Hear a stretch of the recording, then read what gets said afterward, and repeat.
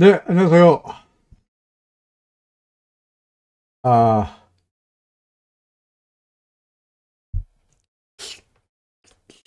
한남로? 한남로라 그럽니까? 흰남로라 그럽니까? 흰남로가 정확한 이름이겠습니다만은, 이름이 라오스에서 제출한 덕택에 우리나라 사람한테는 그다지 익숙하지 않는 태풍 이름이 있는데, 뭐 흰남노의 영향 때문인지 서울은 하루 종일 비가 많이 오고 있습니다. 계속 KBS 재난방송이나 또는 YTN이나 연합뉴스 TV나 이런 방송을 통해서 뉴스를 통해서 계속 태풍의 진로를 보고는 있는데, 뭐 여러분들 미리 말씀드립니다만은 태풍 피해 없도록 잘 대비하시기를 부탁드립니다.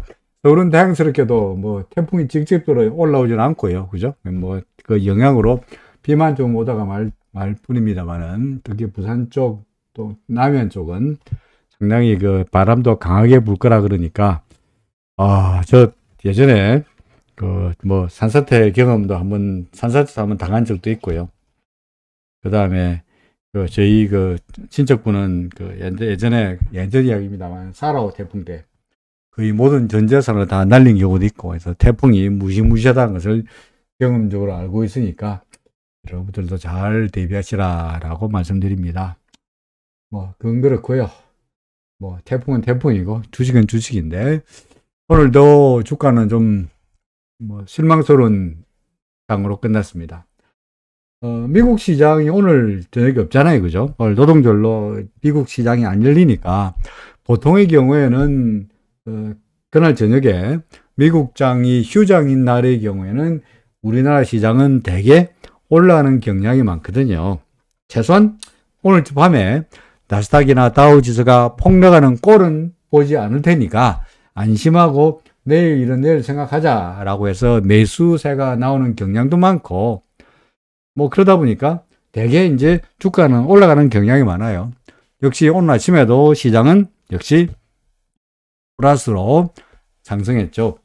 금요일 날 미국 시장은 뭐 별볼이 없었습니다만은 뭐 실업률이 나왔죠, 그죠? 고용지표. 시장에서 이걸 갖다가 골디락스라 그러더라고요. 골디락스 뭡니까? 좋은 것도 아니고 나쁜 것도 아니고 보통, 그죠? 보통. 그죠? 엄청나게 좋아가지고 과열돼가지고 금리를 올릴 것 같은 것도 아니고, 그렇다고 엄청나게 나빠가지고 경기 침체를 될 것도 아니고, 그냥 시장의 예상과 비슷한 애매한 보통의 수준이 나왔습니다. 그러다 보니까 패드워치에서 예상하는, 그죠? 패드워치 예상하는 FOMC 금리 인상 가능성도 원래는 어떻습니까? 0.5% 올릴 확률이 지난번에 한 25%, 그죠? 그 다음에 0.75% 올릴 확률을 갖다가 70% 이상을 봤다가, 그죠? 졸지에 실업률을 보고 난 다음에는 50대 50으로 푹 떨어져 버렸습니다. 그러니까 0.5% 올릴 가능성을 좀 더 높게 보는 거죠. 뭐 실업률 별로 안 좋네, 좋지 않잖아. 그러니까 금리는 올리더라도 뭐 0.75야 올리겠냐, 0.5% 정도 올리지 않겠냐는 예상으로 시장이 확 기울어졌습니다. 그러면 주가가 좀 올라야 되는데, 그죠? 주가가 올라가면서 아침 이 숫자가, 실업률 숫자가 나오면서 금요일 날 주가 좀 올랐습니다만은 점점 힘이 빠지더니 금요일 아침에, 토요일 아침에 확인해 보니까 다우지수, 나스닥 지수 다 와장창창창 빠졌었죠. 뭐 연휴를 앞두고, 그죠? 그 다음에 뭐 경기가 안 좋지 않냐 등등의 이유로 해서 결국은 주가가 빠지고 말았습니다. 시장이 하락세일 때는 온갖 이유를 붙여가지고 주가를 빼죠. 시장이 상승세일 때는 온갖 이유를 붙여가지고 주식을 끌어올리죠, 그죠? 그러다 보니까 시장이 결국은 빠졌다라고 말할 수 있겠는데, 오늘 지금 이상희 의원님 말씀하신 대로 오늘 달러 대 원화 환율이 1,300원 넘었습니다. 그렇죠? 1,300원 넘어가지고 오늘 종가가 1,371원으로 끝났습니다. 371원.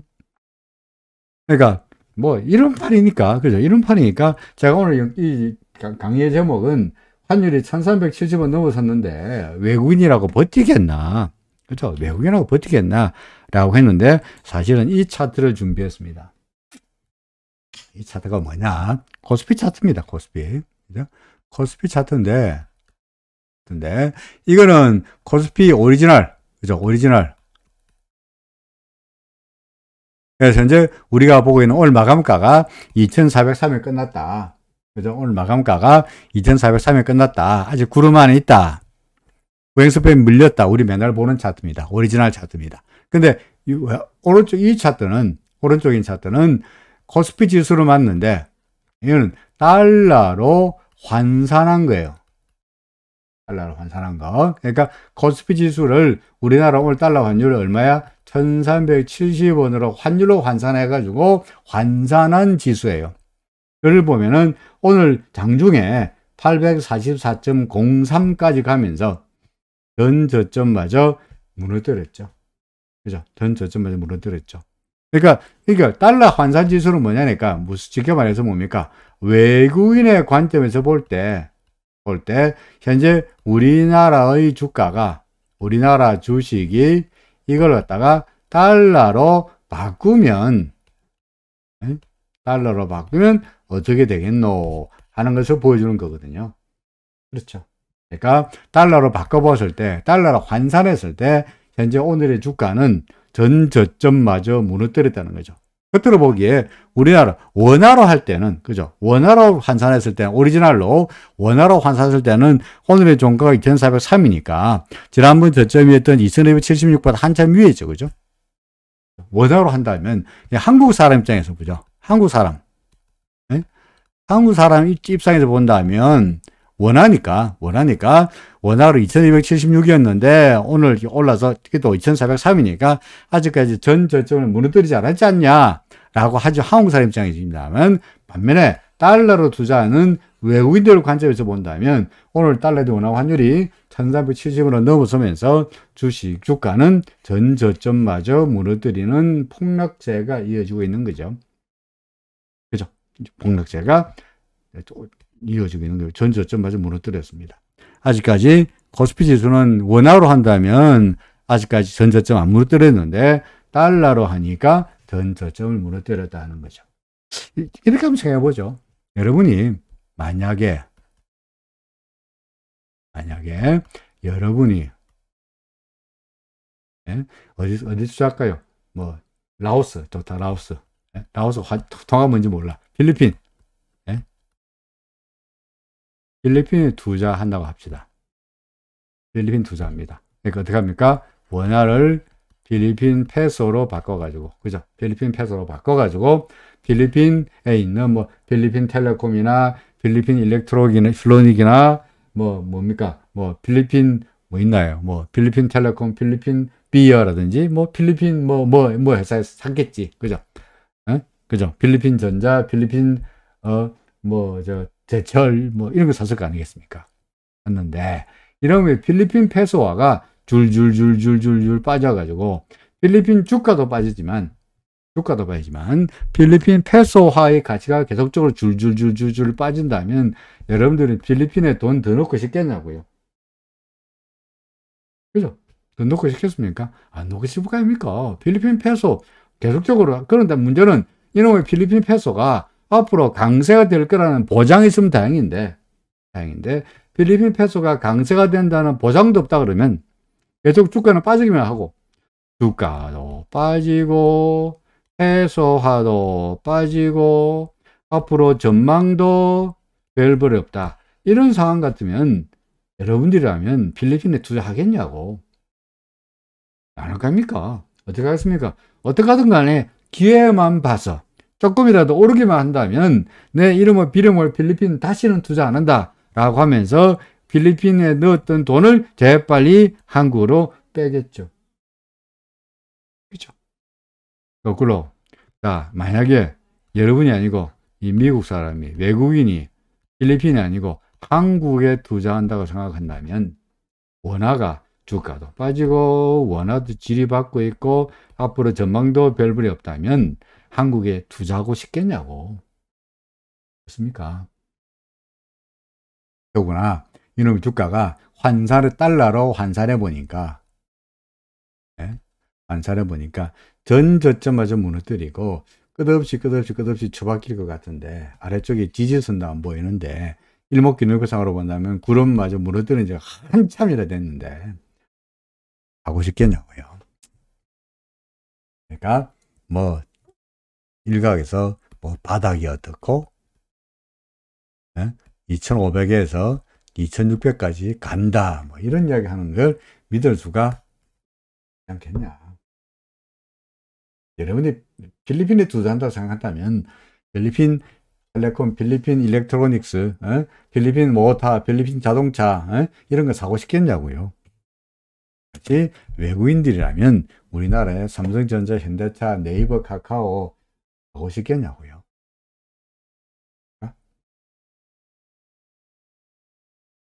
그래서 참 앞날은 답답하기만 합니다. 자, 오리지널 코스피 지수 차트 보면서 계속 이야기합니다.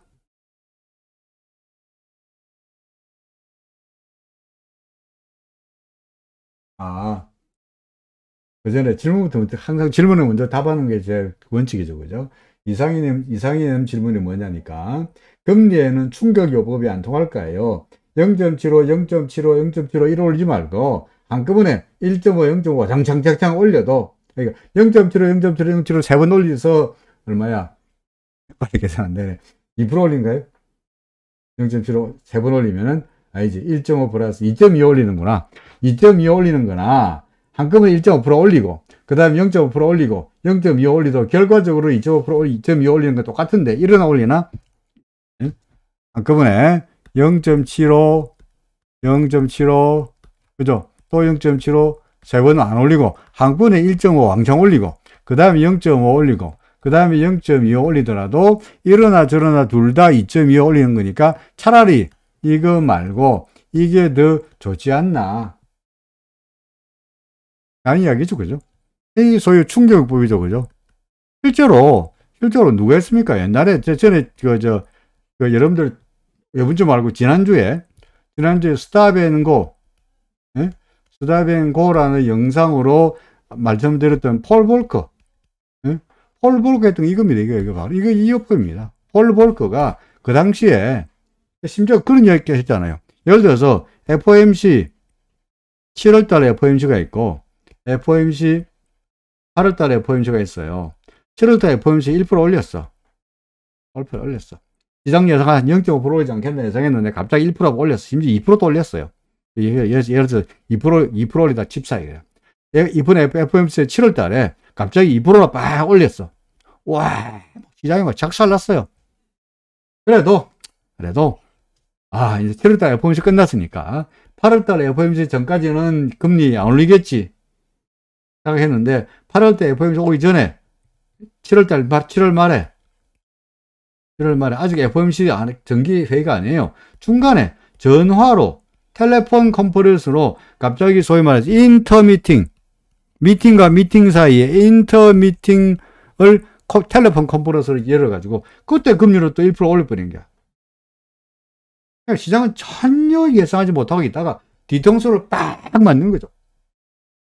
어떻게 보면 주가가 또 폭락했습니다. 주가는 폭락했습니다. 이게 폴 볼커의 충격요법이었죠. 그래가지고 20%가 넘던 인플레이션을 그래도 8% 수준으로 내렸죠. 충격요법 가능해요. 문제는 지금의 상황은 그때는 좀 다르죠. 그때는 근본적으로 어떤 상태이냐니까 1차, 2차 오일 쇼크로 인해 가지고 1차 73년도에 2차 79년도에 좀 연식이 계시는 분들은 1차, 2차 오일 쇼크 아시겠습니다만은 1차 오일 쇼크 76년, 70년 때 이때 1차 오일 쇼크 때요. 이 배럴당 2달러 하던 게 유가가 배럴당 2달러 하던 게 30달러씩 갔어요. 15배 올랐다고. 그러다가 조금 내려가서 한 15달러 떨어졌다가 2차 오일 쇼크 때 다시 40달러, 50달러 뛰었거든요. 그러니까 여기서 와장창 올라가지고 소위 말해서 이로 인한 유가 상승으로 인한 인플레이션이 이래서 CPI가 20%쯤 됐던 이런 시절입니다. CPI가. 근데 지금 CPI는 그렇게 높지는 않죠. 8% 정도밖에, 8%, 9%까지. 그러니까 그 당시에 70년대 후반, 80년대 초반의 그런 강력한 인플레 시대하고 조금 상황이 다르니까 그때의 충격요법을 가해버리면 인플레를 막을 수 있겠지만 그렇게 하면 잘못하면 경기를 아예 죽여버립니다. 경기를 죽여버립니다. 그러니까 그렇게까지는 하지는 않을 것 같아요. 가능하긴 한데 그렇게까지는 하지 않을 것 같아요. 어쨌든 간에 내 말씀드립니다만은 안에 제가 그림을 못 그려 죄송합니다. 방에 코끼리가 이렇게 하나 있어요. 코끼리 같은 코끼리 방 안에 코끼리가 딱 들어앉아 있잖아. 그러면 얼마나 깜깜하겠습니까? 그죠?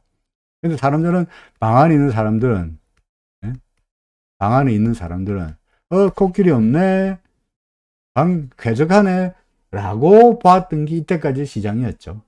그러니까 베어마켓 랠리란 게 베어마켓 랠리란 게 이어졌지 않겠습니까?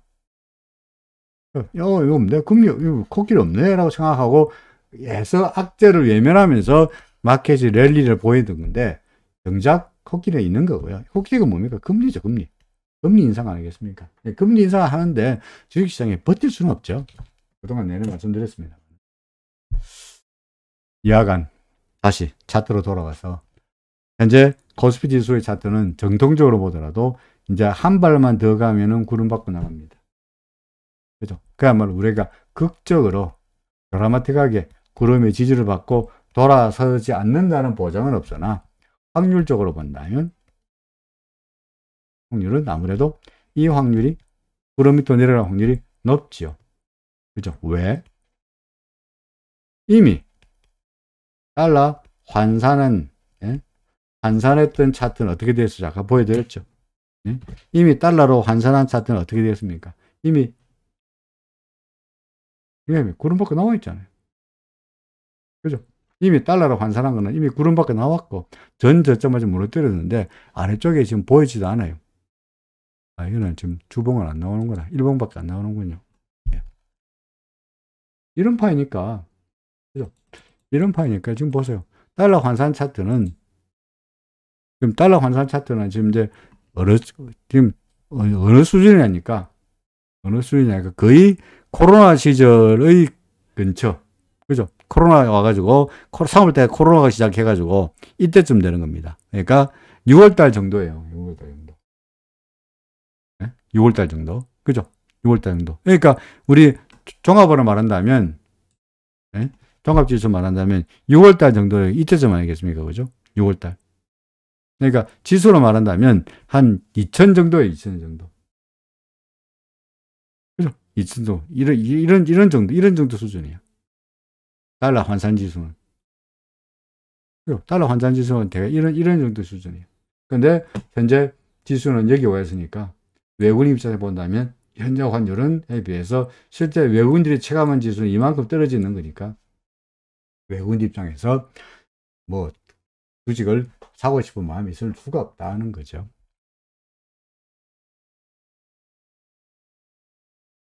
코스피 지수 뭐 그러니까 밑으로 떨어질 수밖에 없어요. 우리 그냥 단순하게 이거요. 달러 환산 지수는 달러 환산 지수를 계산하는 방법에 따라 가지고요. 이게 이제 종가 기준으로 할 수도 있고요. 종가. 그러니까 무슨 말이냐니까 현재의 환율. 현재 오늘 종가가 달러에도 원화 환율 종가가 얼마였습니까? 1371원이에요. 1370원 했잖아요. 그죠? 그러니까 현재 지수를 1370원으로 나눠 가지고 현재의 종가를 가지고 오늘의 종가를 가지고 코스피 지수를 그때의 매일매일의 종가 그때 매일매일의 종가를 가지고 환산해 가지고 계산한 게 달러 환산 지수가 됩니다. 그죠? 달러 환산 지수가 됩니다. 뭐야? 그쵸? 그래서 갑자기 왜 달러 환산 지수 종가 기준으로 지금 잠깐만요. 그래프가 갑자기 이상해졌는데 현재 그렇습니다. 그러니까 현재의 환율을 가지고 그 현재 환율로 코스피 지수를 나눈 겁니다.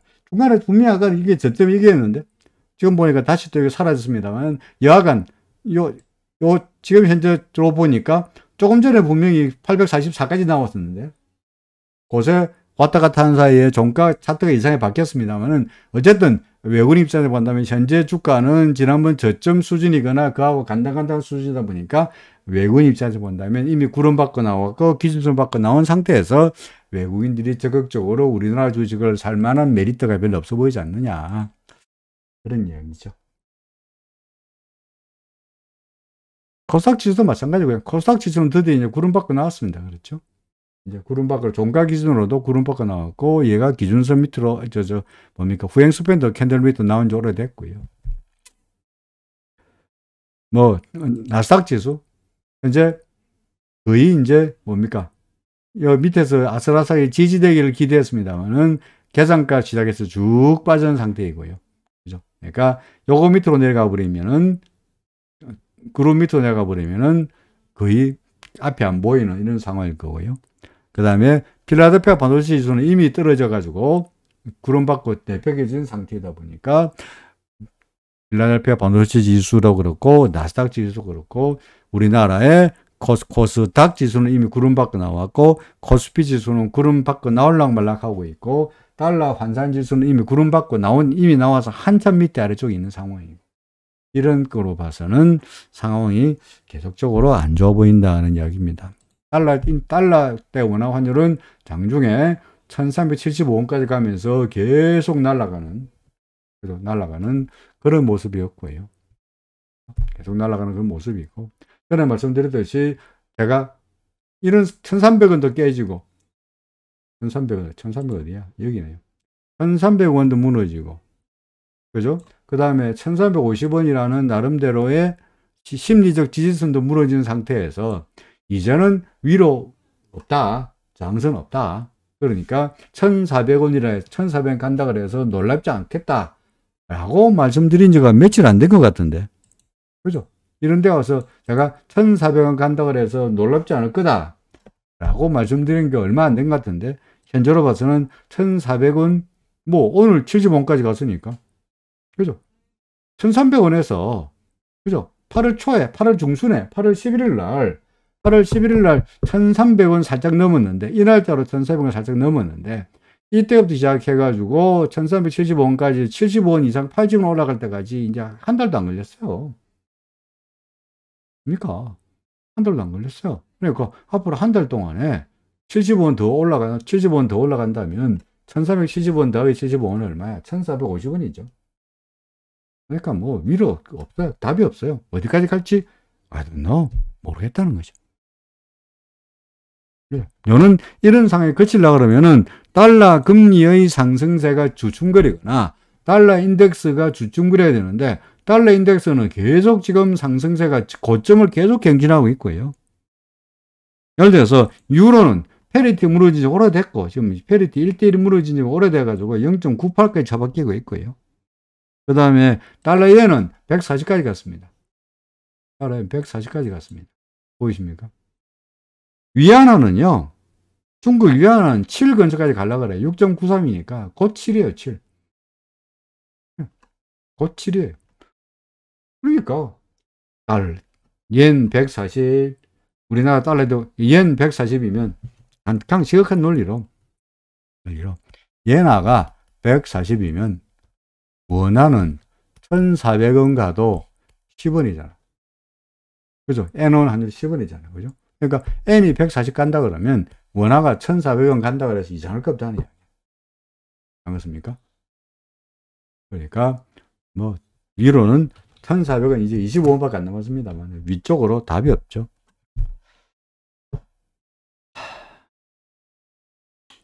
해외 뭐 비트코인도 뭐 계속 제가 지난번에 여기서 조금 사라 한 상태에서 크게 매도도 아니고, 그죠? 그렇다고 해서 이 보다시피 차트로 보면은, 그죠? 여기서 CCI가 매수 신호 나타난다 하면은 그다지 매도도 아닙니다만은, 그렇다고 해서 매수 신호 나타났으나 뭐 여기서 사봤자 큰 수익이 나는 것도 아니고 그냥 지지분한 상태다 보니까 여전히 말씀드렸듯이 꼭 사긴 사더라도 그냥 뭐 조금만 사시라라고 말씀드릴 수밖에 없죠.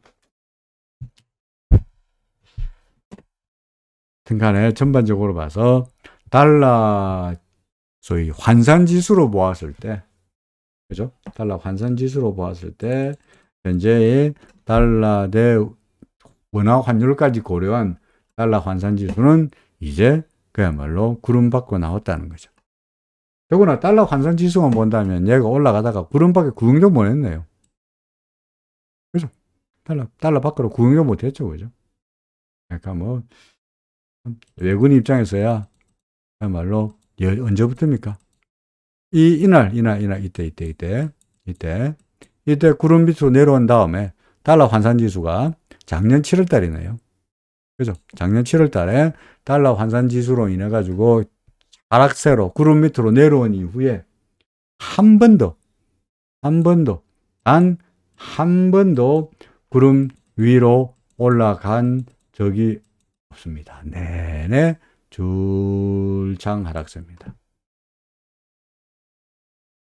그러니까 외국인 입장에서 본다면, 그죠? 외국인 투자자 입장에서 본다면 그래도 뭔가 좀 이게 상승세가 보여야지 이렇게 올라가서 뭐 이런 하락 추세선을 뚫고 내지는 구름을 뚫고 올라가는 꼴이 보여야 되니까, 그러기 위해서는 근본적으로 뭡니까? 환율이 안정세로 보여야 될 수밖에 없는데, 보다시피 달러 인덱스 계속 올라가고 있고, 그죠? 달러 인덱스 계속 올라가고 있고, 달러에 대한 엔화 환율 140 넘어선 상태이고, 위안화 환율은 1달러가 7위안까지 갈 상황이고, 그러니 달러에 대한 환율도 뭐 1,400원 안 간다고 말할 수가 없는데, 이런 상황에서 외국인들이 지금이 바닥일 거야 라고 매수하기에는 어려울 테니, 현재 이 갑갑한 하락 추세는 뭐 어디가 끝이 될지 알 수가 없을 정도로 계속 밀릴 수밖에 없지 않겠냐. 우리가 이때까지 우리가 파동을 이야기했습니다만은, 그죠? 파동을 이야기하면서 혹시나 얘가 여기가 1이고 얘가 2고, 그죠? 뭐 됐든 안 되는 간에 이게 잘 안 됩니다만, 이 억지로 3이고 억지로 사라 하더라도 요거 레벨, 요 레벨, 1레벨, 요거 밑으로 내려가 버리면 꽝이죠. 그죠? 그죠? 그럼 이 억지스럽고 무리스러운 상승을 기대하는, 1, 2, 3, 4, 5 상승을 기대하는 억지스럽고 무리스러운 카운팅조차도 제가 줄 거는 요 선 밑으로 내려가는 주가가 밀리는 순간에 이것조차도 엉터리가 되어버리죠. 그죠? 근데 뭐 달러 인덱스로 처박혀 있고요. 그죠? 달러 인덱스 처박혀 있고, 현재 여기 저기 잊어먹었다. 이게 얼마였죠? 이게 얼마였습니까? 잠깐만요. 이게 얼마입니까? 이걸 줄 거네, 그러네.